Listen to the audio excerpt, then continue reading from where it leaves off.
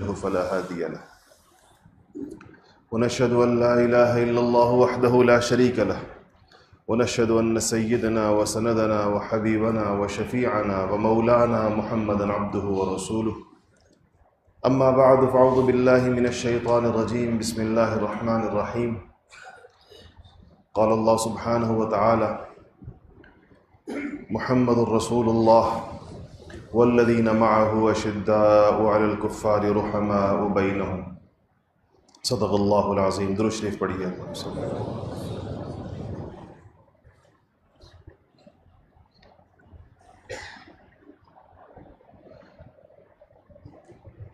سیدنا عمر فاروق رضی اللہ تعالی عنہ کی سیرت مبارکہ پر گفتگو چل رہی ہے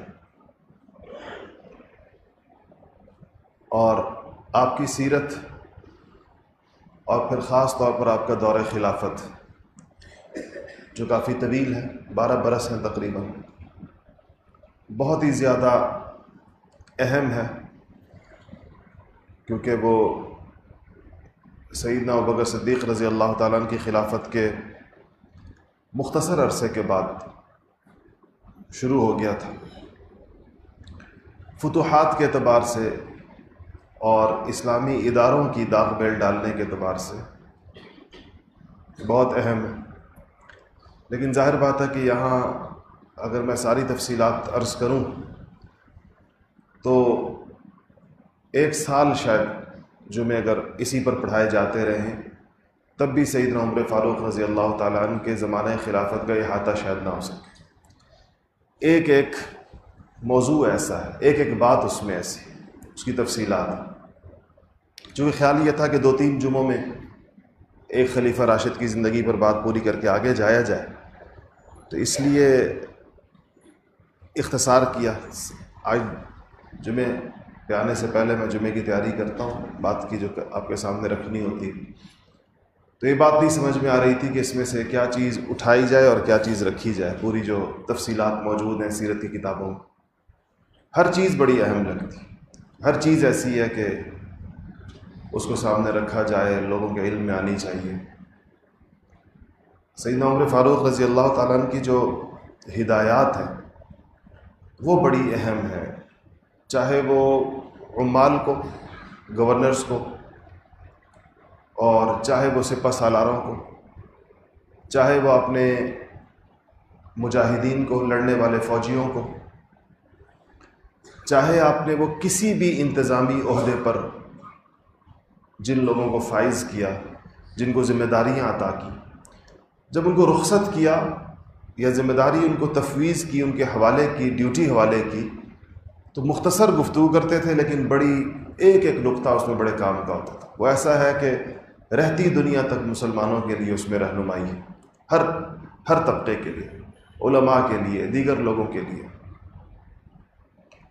سیدنا عمر فاروق رضی اللہ تعالیٰ عنہ نے شورائیت کے نظام کی بڑی زبردست بنیاد ڈالی اور آپ نے نوجوان علماء کو بھی اپنی شورا میں لیا. صحابہ میں سے وہ علماء جن کی فقہاء جن کی عمریں کم تھی اور جن کو صغار صحابہ کہتے ہیں، چھوٹے صحابہ کرام عمر کے اعتبار سے، جو رسول اللہ صلی اللہ علیہ وسلم کے زمانے میں جن کی عمریں کم تھی اور ان کی تربیت بڑے صحابہ کے ہاتھوں ہی ہوئی تھی، ان کو بھی آپ نے ان سے مشورے کیسے لیے، رائے کیسے لی.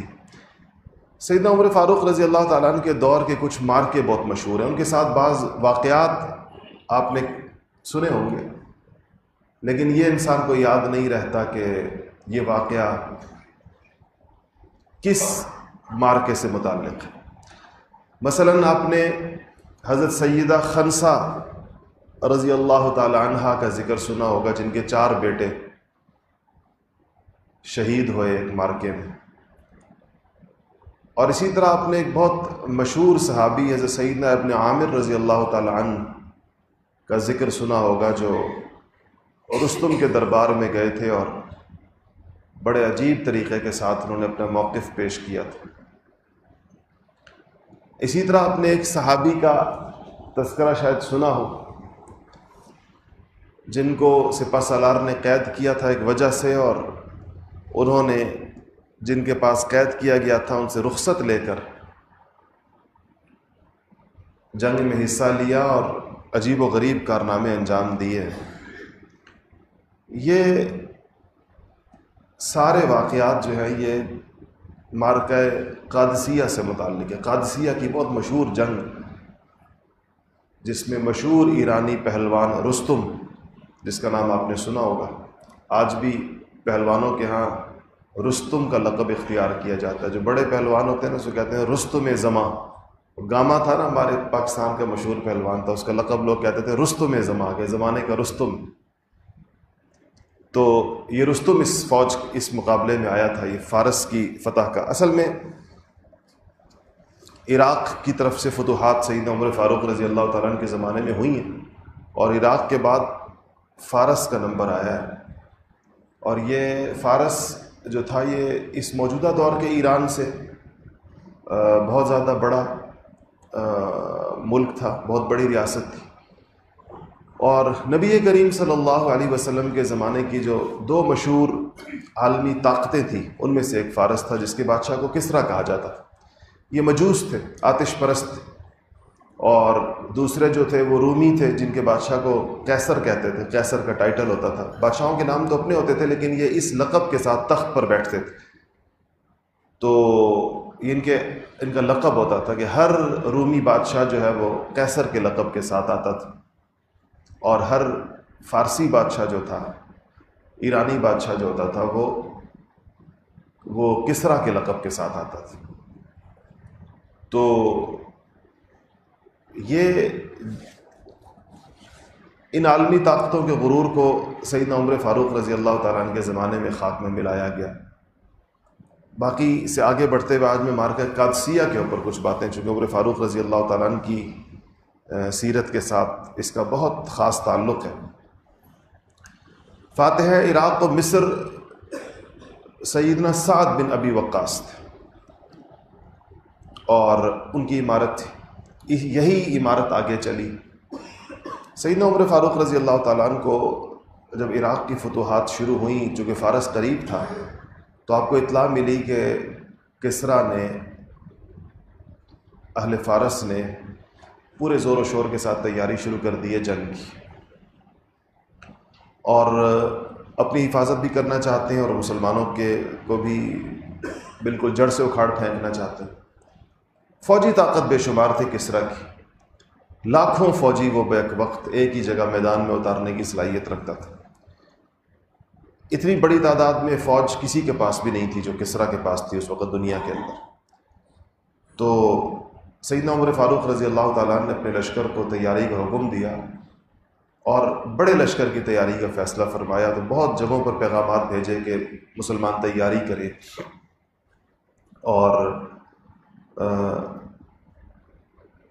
ایک ضروری آرڈر جس میں ہر مرد کو جہاد کے لیے جانا لازمی ہوگا، یہ عمر فاروق رضی اللہ تعالیٰ نے پہلی دفعہ جاری کیا تھا، جس کو آج کل جبری بھرتی کہتے ہیں. لازماً جانا پڑے گا، اختیار نہ ہو جس کے اندر انسان کے پاس. تو آپ نے فرمایا کہ قبائل کے سرداروں کو پیغام بھیجا تھا کہ جو نوجوان لڑنے کی صلاحیت رکھتے ہیں، معذور نہیں ہیں، بیمار نہیں ہیں، معذور نہیں ہیں، ان کو جہاد کے لیے آمادہ کیا جائے، خواہ وہ اس کے اوپر راضی ہوں یا راضی نہ ہوں، چاہے ان کا دل چاہے یا نہ چاہے. نفیر عام اس میں نکلنا ہوتا ہے. جب نفیر عام امیر کی طرف ہو جائے تو اس کے نہ نکلنے پر گناہ ہوتا ہے. اور یہ نفیر عام کے شرعی احکامات یہ ہیں کہ اس میں والدین کی اجازت بھی ضروری نہیں ہوتی، حتیٰ کہ اگر امیر عورتوں کو نکلنے کا حکم دے تو عورتوں کے لیے شوہروں سے اجازت لینا ضروری نہیں ہوگی اگر ضرورت پڑے تو. آپ نے یہ فوج تیار کی. اس کے بعد یہ ہوا کہ قیادت کون کرے. حسب عادت آپ نے مسلمانوں کے امور چونکہ مشورے سے طے ہوتے ہیں تو مسجد میں آواز لگا دی گئی، مسجد نبی میں الصلاۃ جامعہ. یہ مشورے کے لیے مسلمانوں کو اکٹھا کرنے کی ایک ترتیب ہوا کرتی تھی. تو جب آواز لگی اور لوگ اکٹھے ہوئے تو آپ نے کہا کہ مارکہ قادسیہ کی اہمیت کا تقاضا یہ ہے، کفر و اسلام کے اس اہم ترین جنگ کی اہمیت کا تقاضا یہ ہے کہ اس مارکے کی قیادت میں خود کروں. یہاں سے آپ مسلمانوں کے مزاج کا اندازہ لگائیں گے کیا رہا ہے۔ تو بیشتر صحابہ نے تائید فرمائی، کہا ٹھیک ہے آپ خود قیادت کریں اس کی، سوائے سیدنا عبد الرحمن ابن عوف رضی اللہ تعالیٰ عنہ۔ تو حضرت عبد الرحمن ابن عوف نے فرمایا کہ میں سمجھتا ہوں کہ اس وقت ہم کسریٰ کے علاوہ جہاں جہاں جہاد میں مصروف ہیں ان ساری جگہوں کے اوپر ہمارے فوجیوں کے مورال کا تقاضا یہ ہے کہ آپ کسی ایک مارکے میں یوں خود نہ جائیں، بلکہ آپ مدینہ میں رہتے ہوئے تمام مارکوں کی قیادت اور تمام مارکوں کی رہنمائی آپ کریں۔ اور اس پر باقی صحابہ نے عبد الرحمن ابن عوف رضی اللہ تعالیٰ عنہ، یہ بڑے سمجھدار ترین عشرہ مبشرہ میں سے تھے عبد الرحمن ابن عوف۔ حضرت عمر رضی اللہ تعالیٰ عنہ نے اپنی آخری دنوں کے اندر جو 6 لوگوں کی کمیٹی بنائی تھی اپنے تیسرے خلیفہ کے انتخاب کے لیے، خلیفہ ثالث کے لیے، اس میں بالآخر جو پورا آئے گا اپنی جگہ پر، آخر میں بتاؤں گا اس کے بارے میں انشاءاللہ، اس میں بالآخر فیصلہ عبد الرحمن ابن عوف ہی نے فرمایا تھا عثمان غنی رضی اللہ تعالیٰ عنہ کی خلافت۔ تو اور بھی بہت سے موقعوں کے اوپر ان کو ایک اور نرالا اعزاز حاصل ہے عبد الرحمن ابن عوف کا، جس میں سوائے سیدنا ابوبکر صدیق رضی اللہ تعالیٰ عنہ کے کوئی شریک نہیں ہے ان کے اس اعزاز کے اندر۔ اور وہ نرالا اعزاز ان کو یہ حاصل ہے کہ رسول اللہ صلی اللہ علیہ وسلم نے اپنی زندگی میں صرف انہی کے پیچھے نماز پڑھی ہے، ابوبکر صدیق کے علاوہ ایک نماز پڑھی عبد الرحمن ابن عوف کے پیچھے۔ تو انہوں نے کہا کہ تو عمر فاروق نے مشورہ کیا اگر میں نہ جاؤں تو امیر کون ہو لشکر کا، قادسیہ کے مارکے کا؟ تو عبد الرحمن ابن عوف نے ہی کہا کہ میں نے پا لیا بندہ اس کے لیے، میرے ذہن میں بندہ آ گیا۔ تو حضرت عمر نے کہا کون؟ کہا کچھار کا شیر سعد ابن ابی وقاص رضی اللہ تعالیٰ عنہ کا، یہ اس مارکے کے لیے سب سے زیادہ وہ ہیں، مفید ہیں اور مناسب ہیں، بہترین آدمی ہے۔ حضرت سعد رضی اللہ تعالیٰ عنہ وہی ہیں جن کو احد کے مارکے میں نبی کریم صلی اللہ علیہ وسلم نے فرمایا تھا کہ ارمی یا سعد فدا کا ابی و امی۔ حضور گھر گئے تھے مشرکین کے درمیان، 2-3 قسم کی افواہیں اڑ گئی تھیں، حضور کی شہادت کی افواہ اڑ گئی تھی، ایک افراتفری ہو گئی تھی، ایک عجیب و غریب صورتحال پیدا ہوئی تھی، مسلمانوں کے لشکر کو کئی حصے کے اندر توڑ دیا گیا تھا، درمیان میں مشرک لشکر گھس گیا تھا۔ اس فضا میں حضور تنہا ہو گئے تھے بہت تھوڑے سے لوگوں کے ساتھ، 2 یا 4 لوگ ایک وقت میں صرف آپ کے گرد رہ گئے تھے۔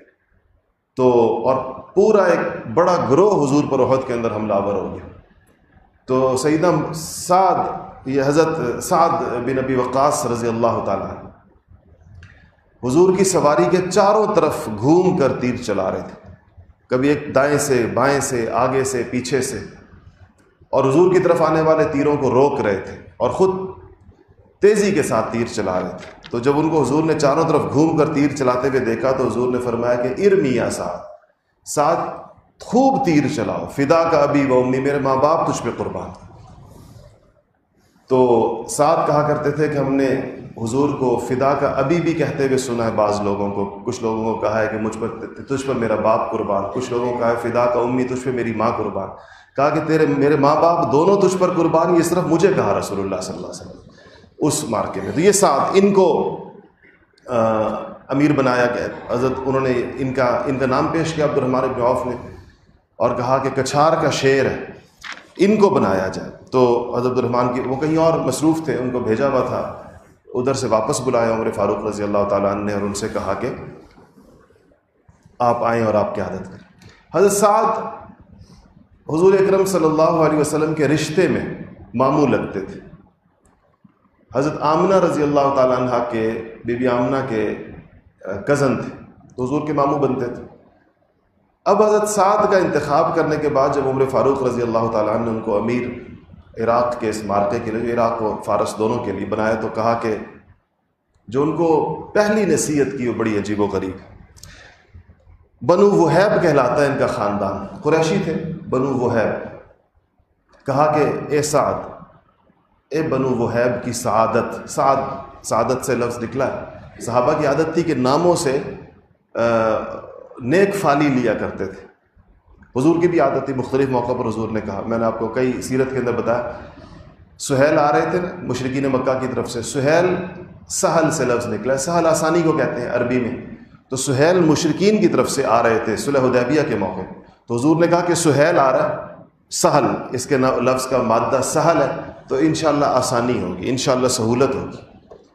تو اسی طرح سعد کا کہا کہ عمر فاروق نے کہا کہ اے بنو وہیب کی سعادت، اس بات پر کبھی گھمنڈ نہ کرنا کہ تم رسول اللہ کے ماموں، لشکر کی طرف بھیجتے ہوئے کہا اس بات پہ کبھی غرور نہ کرنا، اس پر گھمنڈ نہ کرنا کہ تم رسول اللہ کے ماموں ہو اور تم حضور کے صحابی ہو. دیکھیں کتنی بڑی سعادتیں ہیں دونوں، حضور کا ننیالی رشتہ دار ہونا اور صحابی ہونے. لیکن عمر فاروق رضی اللہ تعالیٰ عنہ چونکہ جانتے تھے کہ فتح و شکست کس بنیادوں پر ہوتی ہے، تو کہا یہ نہیں کرنا. پھر آپ نے فرمایا کہ برائی کو برائی نہیں مٹاتی، برائی کو نیکی مٹاتی ہے، اور اللہ اور اس کے بندے کے درمیان غلامی کے رشتے کے علاوہ کوئی رشتہ نہیں. یہ اس بات پر فرمایا کہ تم بے شک صحابی ہو، دوسرے لوگ شاید صحابہ نہ ہو تمہاری فوج میں، اور تم رسول اللہ کے ماموں ہو اور دوسرے لوگوں کو شاید یہ رشتہ حاصل نہ ہو، مگر یاد رکھو کہ اللہ اور بندے کے درمیان جو رشتہ ہے وہ صرف غلامی کا رشتہ ہے. تم بھی اللہ کے ویسے غلام ہو جیسے باقی بندے اللہ کے غلام جو تمہاری فوج کے باقی لوگ. تو کہا کہ اللہ کی نگاہ میں ادنا اور اعلیٰ سب برابر ہے. معیار اللہ پاک کے یہاں تقویٰ ہے کہ تقوی کے اوپر جو زیادہ ہوگا، اطاعت کے اندر جو زیادہ ہوگا، وہی اسی کو اللہ تعالیٰ کے نزدیک فضیلت ہے. اور اس کے بعد فرمایا کہ اپنی بعثت سے لے کر ہم سے جدا ہونے تک، جس دن آپ مبعوث ہوئے رسول اللہ صلی اللہ علیہ وسلم، اور جس دن آپ دنیا سے تشریف لے کر گئے، اس وقت تک جو آپ کی سنتیں رہی ہیں، جو آپ کا طریقہ رہا ہے، جو آپ کے احکامات اور ارشادات رہے ہیں، سعد انہی پر نگاہ رکھنا، وہی اصل دین ہے. اسی کو پیش نظر رکھنا کہ رسول اللہ کا معاملہ کیا رہا، رسول اللہ نے کیا فرمایا، کس موقع پر کیا عمل کیا. اور پھر فرمایا کہ اگر تم میری نصیحت کو مانو گے تو کامیابی پاؤ گے، اگر میری نصیحت سے منہ موڑو گے، اعراض کرو گے تو نقصان اٹھاؤ گے. اس پر یہ مختصر سی بات سب سے پہلے کی، اس پر علماء نے بڑی ایک ایک جملے کے اوپر بڑی شروحات لکھی ہیں کہ حضور کہ حضرت عمر فاروق رضی اللہ تعالیٰ عنہ کتنی بڑی اہم باتیں ان کو فرما رہے تھے. اس کے بعد حضرت سعد رضی اللہ تعالیٰ عنہ تقریباً ایک روایت کے مطابق 4000 اور دوسری روایت کے مطابق 6000 لوگوں کا لشکر لے کر عراق کے لیے روانہ ہوا. آگے بعد میں اور لوگ بھی اس کے ساتھ شامل ہوتے رہے. یہاں عمر فاروق رضی اللہ تعالیٰ عنہ نے لشکر کو جب روانہ کرنے کے لیے آئے تو ایک خطبہ عام فوجیوں سے ارشاد فرمایا. وہ الفاظ میں بتا دوں کیا ہیں کہ انہوں نے کہا کہ اللہ تعالیٰ نے تمہارے لیے مثالیں بیان کی ہیں اور تمہارے لیے بات کو کھول کھول کر بیان کر دیا تاکہ اس سے تمہارے دلوں کو اللہ تعالیٰ تازگی بخشے، زندگی بخشے، کیونکہ دل سینوں میں بے جان ہوتے ہیں جب تک اللہ تعالیٰ ان کو زندہ نہ کر دے. اور جسے اچھے اور برے کاموں کا کچھ علم ہو تو وہ اس سے فائدہ اٹھائے. اور عدل کی کچھ نشانیاں ہیں اور کچھ ابتدائی علامات ہیں، میں تمہیں وہ بتاتا ہوں کہ عدل کا اہتمام کرنا، حیا، سخاوت، خاکساری اور نرمی. حیا، سخاوت، خاکساری، تواضع اور نرمی، یہ عدل کی علامتیں. جس انسان میں یہ چیزیں ہوں گی تو اس کا مطلب یہ ہے کہ وہ عدل کرنے والا شخص ہے. اور پھر فرمایا کہ عدل کا دروازہ عبرت ہے اور عبرت حاصل کرو، یعنی پچھلی قوموں کی زندگیوں سے، اللہ کے نافرمانوں کی زندگیوں سے، یا اس سے عبرت حاصل کرو. اس طریقے سے ان کا لشکر روانہ ہوا اور مختلف جگہوں کے اوپر اور لوگ بھی ان کے ساتھ شامل ہوتے رہے. اس کے بعد عراق کے جب آپ قریب پہنچے سعد بن ابی وقاص رضی اللہ تعالیٰ عنہ، تو یہاں آپ کو عمر فاروق رضی اللہ تعالیٰ عنہ نے لشکر کو ہدایات بھی لکھ لکھ کے روانہ کیا کرتے تھے. تو فرمایا کہ عراق سے بعد پہنچے، کہا کہ اہل فارس سے جنگ کے لیے اپنے آپ کو تیار کرو، اور کچھ نصیحتیں میں کرتا ہوں جو کہ اپنے فوجیوں کو کرو. تمہارے ساتھ جو لوگ ہیں ان کو میرے واسطے سے یہ باتیں پہنچاؤ. تو وہ جو خط ہے وہ میں آپ کو سناؤں. اس میں لکھا تھا کہ حمد و صلات کے بعد میں تم کو اور تمہارے ساتھیوں کو، یعنی تم جرنیل ہو اور تمہارے ساتھ تمہارے جتنے سپاہی ہیں، میں ان کو ہر حال میں اللہ تعالیٰ سے ڈرنے کا حکم دیتا ہوں، تقوی کا حکم دیتا ہوں.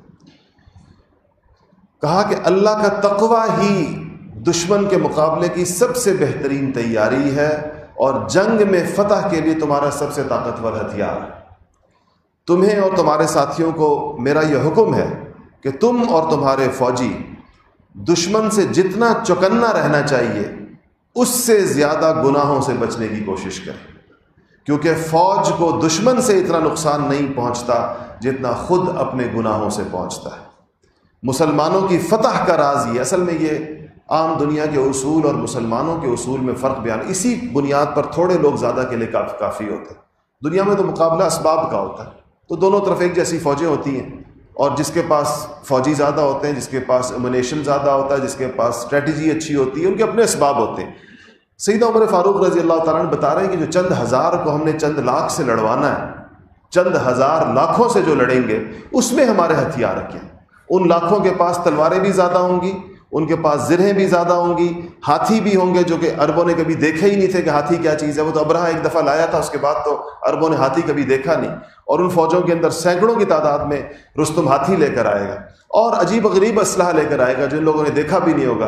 ادھر سے چند ہزار لوگ ہوں گے، ان کا پھر ہتھیار کیا چیزیں ہوں گی کہ یہ چند ہزار، جو قرآن میں آیا کم من فئۃ قلیلۃ غلبت فئۃ کثیرہ، اللہ نے کہا کیسے میں چھوٹے چھوٹے لشکروں کو بڑی بڑی فوجوں کے اوپر فتح عطا، بڑے بڑے مارکوں کے اندر میں ان کو غالب کر دیتا ہوں۔ تو عمر فاروق رضی اللہ تعالیٰ نے فرمایا کہ تم کو اور تمہارے ساتھیوں کو، یعنی ساتھ تمہیں اور تمہارے ایک ایک سپاہی کو میرا حکم یہ ہے کہ تم اور تمہارے فوجی دشمن سے جتنا چوکنا رہیں اس سے زیادہ اپنے گناہوں سے بچنے کی کوشش کریں، کیونکہ فوج کو دشمن سے اتنا نقصان نہیں پہنچتا جتنا خود اپنے گناہوں سے پہنچتا ہے۔ مسلمانوں کی فتح کا راز یہ ہے کہ ان کا دشمن معاصی میں گرفتار ہے۔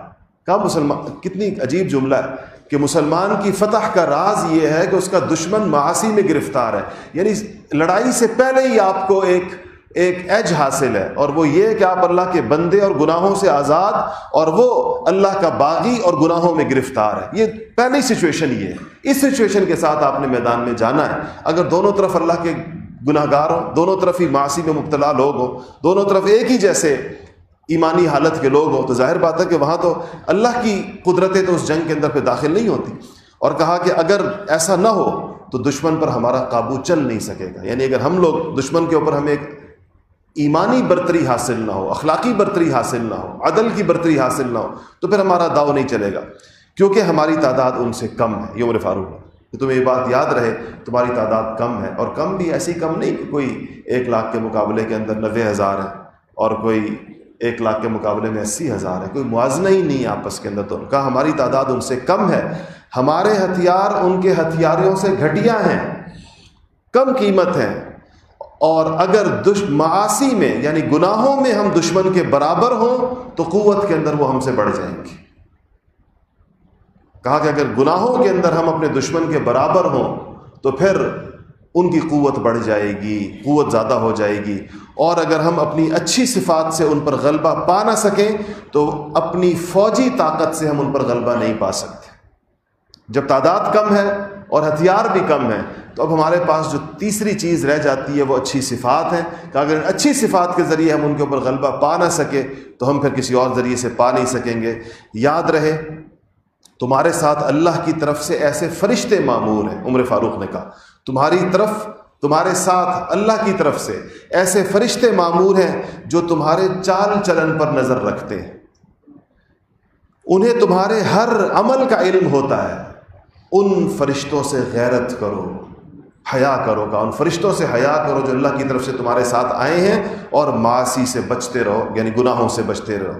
یہ نہ کہو کہ دشمن چونکہ ہم سے برا ہے اس لیے کبھی ہم پر فتح نہیں پا سکے گا، کیونکہ کبھی کبھی ایسا ہوتا ہے کہ کسی قوم پر اس سے زیادہ بری قوم غالب آ جاتی ہے۔ یہ بھی سنت اللہ ہے، اللہ کم بروں کے اوپر زیادہ بروں کو غالب کر دیتے ہیں۔ جس طرح بنو اسرائیل نے گناہوں سے اللہ کو ناراض کیا تو آگ کو پوجنے والے پارسی ان کے اوپر غالب آ گئے، عمر فاروق کا خط، اور ان کے گھروں کو تہو بالا کر دیا۔ یعنی بنو اسرائیل اہل ایمان تھے، موسیٰ پر ایمان لائے ہوئے تھے، لیکن چونکہ گناہوں سے اللہ کو ناراض کر دیا تو اللہ پاک نے آتش پرستوں کو ان کے اوپر غالب کر کے ان کے گھروں کو تاخت و تاراج کر دیا، ان کے ذریعے تباہ و برباد کر دیا ان کے ذریعے سے۔ تو اللہ کا وعدہ پورا ہو کر رہتا ہے. گناہوں سے بچنے کی دعا اللہ سے مانگو جس طرح دشمن پر فتح پانے کی دعا مانگتے ہو. کہتے ہیں جس درد دل کے ساتھ اور جس اہمیت کے ساتھ تم دشمن پہ فتح کی دعائیں مانگتے ہو، ایسے ہی گناہوں سے بچنے کی دعا بھی مانگو اللہ سے. میں تمہارے لیے بھی اور اپنے لیے بھی اللہ تعالیٰ سے دعا مانگتا ہوں. اور کوچ کے دوران فوج کے ساتھ مہربانی سے پیش آؤ. اب یہ تو بات ہوگی پہلی تقوی کی اور ہدایت ہوگی. اب کچھ انتظامی ہدایات دے رہے ہیں عمر فاروق. کہا کہ فوج کے ساتھ مہربانی سے پیش آؤ، انہیں اتنا نہ چلاؤ کہ وہ تھک جائیں، اور آرام اور پر آرام جگہ پر ٹھہرنے سے ان کو نہ روکو. مطلب اگر تم مسلسل سفر کر رہے ہو دھوپ کے اندر، کوئی سائے کی جگہ آ جاتی ہے، کوئی چشمہ آ جاتا ہے، کوئی پانی آ جاتا ہے، فوج وہاں آرام کرنا چاہتی ہے تو انہیں مت روکو اس آرام کرنے سے. ان کی طاقت سے زیادہ بوجھ ان کے اوپر مت ڈالو، ان کو اس طرح نہ تھکاؤ کہ مشکل ہو جائے ان کے لیے. اور کہا کہ اور جب وہ دشمن سے مقابل ہو تو ان کو توانائی بحال کرنے کا موقع دو. جب دشمن سامنے آ جائے تو تھکی ہوئی فوج کو نہ لڑاؤ. جو چل چل کر آئی ہے اور انتہائی تھکی ہوئی ہے، اس کو اپنی توانائی بحال کرنے کا موقع دو، اتنا ٹائم دو کہ وہ تیاری کر لیں بھرپور قسم کی. وہ ایک ایسے دشمن سے لڑنے جا رہے ہیں جو اپنے گھر میں ہے. فرمایا دیکھو عمر فاروق کی آپ فراست اور دیکھیں. کہا فارسی اپنے گھر کے اندر ہے، انہوں نے سفر نہیں کیا. تم نے سفر کیا ہے حجاز سے لے کر ایران تک کا. یہ تم نے سارے رستے کے صحرات طے کیے ہیں، تم نے اتنے لمبے پہاڑ اور اتنے لمبے دریاؤں کو تم نے رستے کے اندر قطع کیا ہے. تمہاری فوج تھکی ہوئی ہے، ان کی فوج تازہ دم ہے، وہ اپنے گھر کے اندر ہے. تو فرمایا کہ وہ ان کو وہ ایک ایسے دشمن سے تمہاری فوج لڑنے جا رہی ہے جو اپنے گھر میں ہے. ان کے سپاہی اور جانور دونوں تازہ دم ہیں. دوران کوچ ہر جمعہ ایک دن، یعنی ہر ہفتے کے بعد ایک دن اور ایک رات کا قیام کرو. 6 دن سفر کرو، 7ویں دن قیام کرو، تاکہ فوج سستا کر تازہ دم ہو جائے اور اپنے ہتھیار اور اپنے سامان کو درست کر سکے. اور جن لوگوں سے تم نے معاہدہ کر لیا ہو یا جو جزیہ دے کر تمہاری پناہ میں آ گئے ہوں، ان کی بستیوں میں مت گھسو. اگر تمہارے رستے کے اندر وہ بستیاں آ رہی ہیں جو تم سے معاہدہ کر چکی. اصل میں جب لوگوں کو پتہ چلتا تھا نا فوج آ رہی ہے اور ہم ان کے رستے میں پڑیں گے، تو پہلے سے اپنے نمائندے پیچھے بھیج دیتے تھے فوج کے پاس. وہی معاہدہ کر لیتے تھے کہ ہم آپ کو صلح کر لیں، یعنی ہمیں آپ ویسے بخش دیں. جزیہ چاہتے ہیں تم آپ کو جزیہ دیتے ہیں، ہماری بستیوں کا امن ہمیں دے دیں. فرمایا جن بستیوں کو تم امن دیتے جاؤ رستے میں، ان کے قریب بھی پڑاؤ مت ڈالو، ان کے قریب پڑاؤ مت ڈالو، دور رہو ان سے. کیوں؟ تاکہ کوئی فوجی ان کی بکری نہ پکڑے، کوئی فوجی ان کی عورت پر نگاہ نہ ڈالے، کوئی فوجی جو ہے ان کی مرغیاں نہ پکڑے. کوئی بھی چیز ان کے مال سے اور ان کی عزت کے اسباب سے اپنی فوج کو دور رکھو، دور لے جا کر ان کا پڑاؤ ڈالو. اور کہا کہ کسی کو ان کی بستیوں میں نہ جانے دو، اپنے فوجیوں میں سے کسی کو ان بستیوں میں مت جانے دو. حالانکہ وہ مسلمان نہیں ہیں، کافر ہیں، لیکن معاہدے کے اندر آ چکے ہیں یا جزیہ دے چکے، ان کے قریب نہ جانے دو.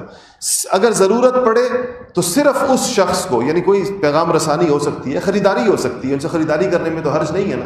ضرورت پڑے، اگر ضرورت پڑے تو اس شخص کو بھیجو جس کی دیانت کے اوپر تمہیں اعتماد ہے، دیانتدار بندے کو تو بھیجو. بستی والوں کی کسی چیز پر ناجائز قبضہ نہ کرنا، کیونکہ تم نے ان کی جان و مال کی حفاظت کا ذمہ لیا ہے، اور یہ ذمہ داری ایک آزمائش ہے جو تمہیں ہر حال میں پوری کرنی ہے. جس طرح اپنے معاہدات سے عہدہ برا ہونے کی ذمہ داری ذمیوں اور اہل معاہدہ کے لیے ایک آزمائش ہے کہ جب تک وہ اپنے معاہدات سے عہدہ برا ہوتے رہیں، تم ان کے ساتھ اچھا برتاؤ کرتے رہو، ان پر ظلم و ستم کر کے دشمن پر فتح پانے کی طلب نہ کرو. جب دشمن کے علاقے میں پہنچو تو تحقیق کے حال کے لیے مخبر بھیجو، انٹیلیجنس کا مخبر بھیجو، اور دشمن کے حالات سے پوری طرح باخبر رہو. اس سے پتہ چلتا ہے کہ آپ نے فرمایا کہ انٹیلیجنس کے ادارے بڑے مضبوط ہونے چاہیے. تمہارے پاس مخبری کے لیے عرب یا مقامی لوگ ہوں، لیکن کون لوگ ہوں؟ مخبر کون ہوگا؟ جن کی نیک نیتی اور حق گوئی پر تمہیں پورا اعتماد ہے. دیکھیں نا، غلط اطلاعات کی بنیاد پر کتنے غلط کام ہو جاتے ہیں. اطلاع غلط ہو گئی تو کہا کہ ایسے لوگوں سے یہ کام لو جن کی نیک نیتی بھی معلوم ہو، حق گوئی بھی معلوم ہو، تمہیں صحیح خبر دیں، صحیح اطلاع تمہیں دیں. کیونکہ عادتاً جھوٹے کی اطلاع کا، یعنی جھوٹے کی رپورٹ کا، اگر رپورٹ کرنے والا جھوٹا ہے، کا کچھ حصہ بھی اگر صحیح ہو تو اس سے تمہیں کوئی فائدہ نہیں پہنچے گا، اور دھوکے باز تمہارے خلاف مخبری کرے گا، تمہارے حق میں نہیں جائے گی بات.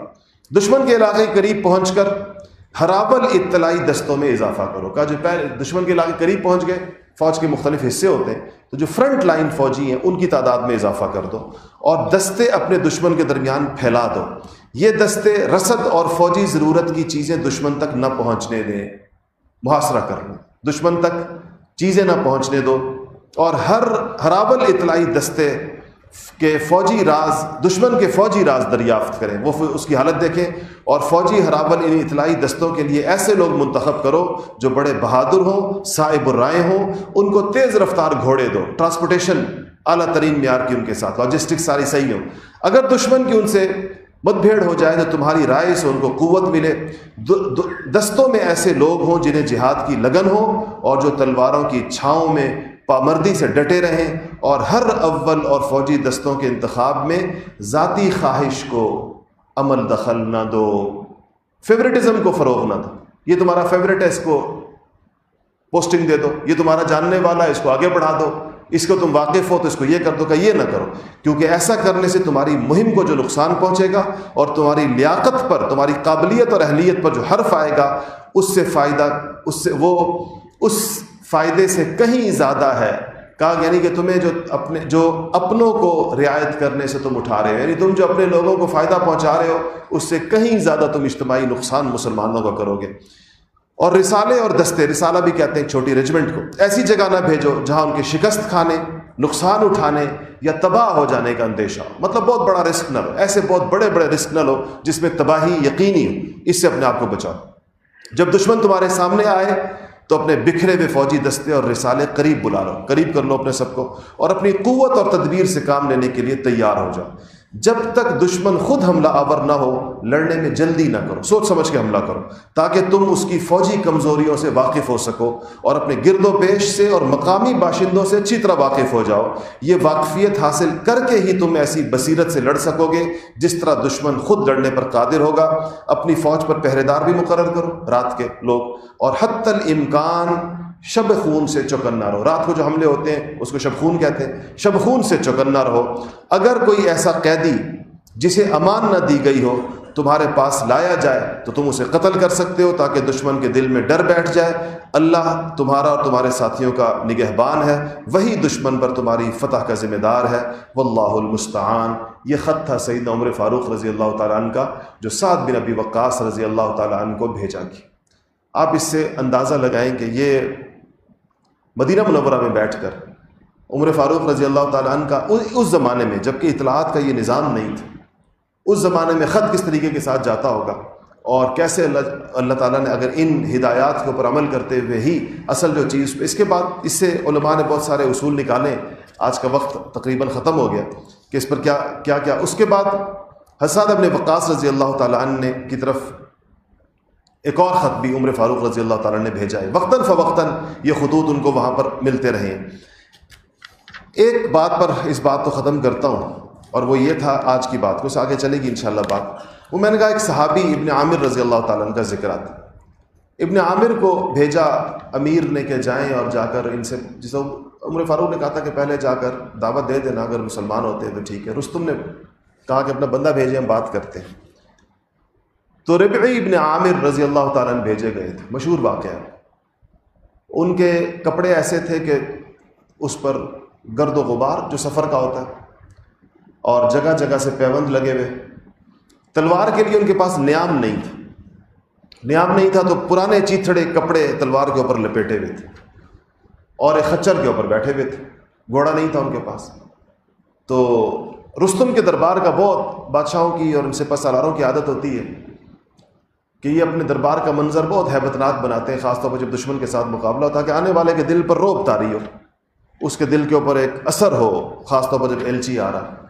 تو دور تک قالین بچھے ہوئے تھے، اور دور ایک تخت کے اوپر، بہت اونچے تخت کے اوپر رستم بیٹھا ہوا تھا. دربار میں شیر اور چیتے اور ہاتھی اور یہ درندے بھی رکھے ہوئے تھے، اور سینکڑوں ہزاروں باڈی گارڈز تھے. سب کی تلواریں چمک رہی تھیں، زرہیں انہوں نے ایسی پہنی تھی کہ سورج کی روشنی میں پڑتی تھی تو آنکھیں چل آتی تھی، اور ایک جو ہیبت کے مناظر ممکن تھے سارے اکٹھے تھے. یہ تنہا ابن عامر رضی اللہ تعالیٰ، ایک اکیلے. تو یہ تو صحرائی آدمی تھے، مرد صحرائی تھے، انہیں تو پتہ ہی نہیں تھا کہ ان کے یہاں فارسیوں کے ادب آداب کیا ہوتے ہیں. تو یہ اپنے خچر سمیت ان کے قالینوں کو رونتے ہوئے جا رہے ہیں بڑے مزے سے، حالانکہ اس قالین جہاں سے شروع ہوتے تھے وہاں جوتے اتارے جاتے تھے، وہ خچر سمیت قالین کے اوپر چڑھ گئے، چلتے چلتے چلتے چلتے چلتے وہ حیران ہے کہ یہ کیا جانور سواری دیکھو، اس کے لباس دیکھو، تلوار دیکھو، نیام تک تو اس کے پاس ہے نہیں۔ تو کہا کہ وہاں پہنچے اور جا کر دیکھا تو سواری کو باندھنے کے لیے کوئی چیز نہیں تھی، تو ادھر جو بہت عالیشان شاہی گاؤ تکیے لگے تھے ان کے لمبے لمبے آگے وہ جو کونے میں ہوتا ہے اسی سے اپنے خچر کو باندھ دیا وہیں پر، اور اس کے بعد کھڑے ہو گئے سیدھے بالکل باوقار خود اعتماد۔ تو رستم پر عجیب کیفیت تاری، اللہ تعالیٰ رعب ہے، اللہ کی طرف سے عطا ہوتا ہے۔ اب لاکھوں سینکڑوں ہزاروں لوگ اس کے پاس موجود ہیں، ہزاروں تلواریں اس کے پاس موجود ہیں، درندے اس نے ڈرانے کے لیے دربار میں کھڑے کیے ہوئے، یہ تنے تنہا چیتھڑوں کے اندر ملبوس رسول اللہ کا غلام۔ تو کہتے ہیں تو کس لیے آئے؟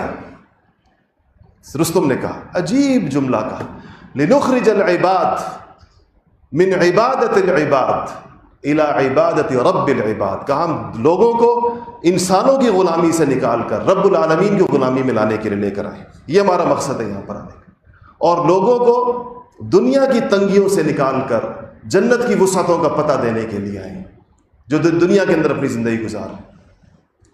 کہتے ہیں کہ خاموشی چھا گئی پوری دربار، کوئی ایسے جیسے پن ڈراپ سائلنس سے کہتے ہیں، کوئی بندہ چوں نہ کر سکے، اور رستم کی آواز اس کے حلق کے اندر پھنس گئی۔ ان کے جانے کے بعد اپنے لوگوں سے کہیں گے یہ کیسے لوگ ہیں، یہ کیا، یہ کوئی نہیں، گویا کہہ رہا ہے یہ کون سی مخلوق ہے، یہ کیسے لوگ ہیں۔ اور اس کو اس بات سے سمجھدار بہت تھا، اسے سوچا یہ ایک شخص کا یہ عالم ہے، جب اس طرح کے ہزاروں کے ساتھ ہمارا مارکا ہوگا تو اس وقت کیا ہوگا، جب اس طرح کے جو یہ تو ایک نمونہ ہے۔ تو اس کے بعد اس سے پوچھا کیا تم مسلمانوں کے سردار ہو؟ حضرت ابن عامر سے پوچھا رستم نے کہ تمہیں جو بھیجا ہے؟ انہوں نے کہا ہم میں سے ہر شخص دوسرے کا نگہبان ہے، میں ایک عام سپاہی ہوں اس لشکر کا، میرے امیر نے مجھے نمائندہ بنا کے بھیجا ہے تو مجھے اب سردار سمجھو اس وقت۔ اس پر بھی بڑا حیران ہوا کہ ان کا کہتے میں تو سپاہی ہوں ایک عام، ہمارے لشکر۔ تو اسے سوچا اس کا مطلب ہے کہ پوری فوج ہی اسی طرح کے لوگوں پر مشتمل ہے، جس کا ایک نمونہ یہاں میرے پاس آیا ہے۔ قادسیہ کی جنگ کی شکست کا آغاز ربی ابن عامر کی اس تقریر کے ساتھ اسی میدان سے شروع ہو گیا۔ اگلی تفصیل انشاءاللہ اگلے جمعے، وآخر دعوانا الحمدللہ رب العالمین۔